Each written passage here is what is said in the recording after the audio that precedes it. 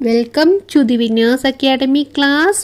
ഇന്ന് നമ്മൾ എടുക്കുന്നത് NIOSലെ യൂണിറ്റ് 20 റീഡിംഗ് വിത്ത് അണ്ടർസ്റ്റാൻഡിങ്ങിലെ ലോസർ ആൻഡ് ബീഹു എന്ന ലെസനാണ്.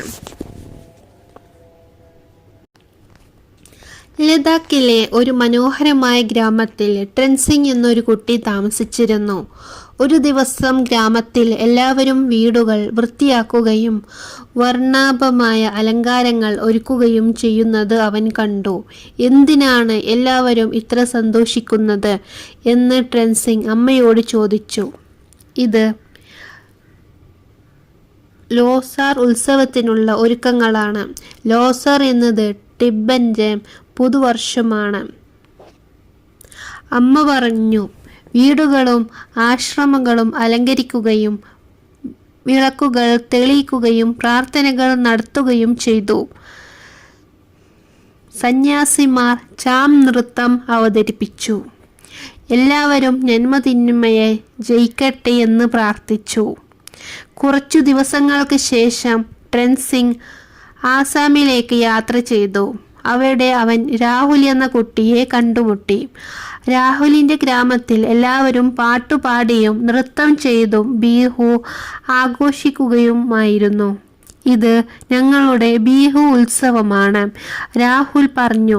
കൃഷിയുമായി ബന്ധപ്പെട്ട പ്രധാനപ്പെട്ട ഉത്സവമാണിത്. ബീഹുവിന് 3 പ്രധാന രൂപങ്ങളുണ്ട്: ബോഹാങ് ബീഹു, കാതി ബീഹു, മാങ് ബീഹു. ബോഹാങ് ബീഹു അസാമീസ് പുതുവർഷത്തിൻ്റെയും വസന്തകാലത്തെയും വരവേൽക്കുന്നു. കാതി ബീഹുവിൽ വിളകൾക്ക് അനുഗ്രഹം ലഭിക്കാനായി വിളവുകൾ തെളിയിക്കുന്നു.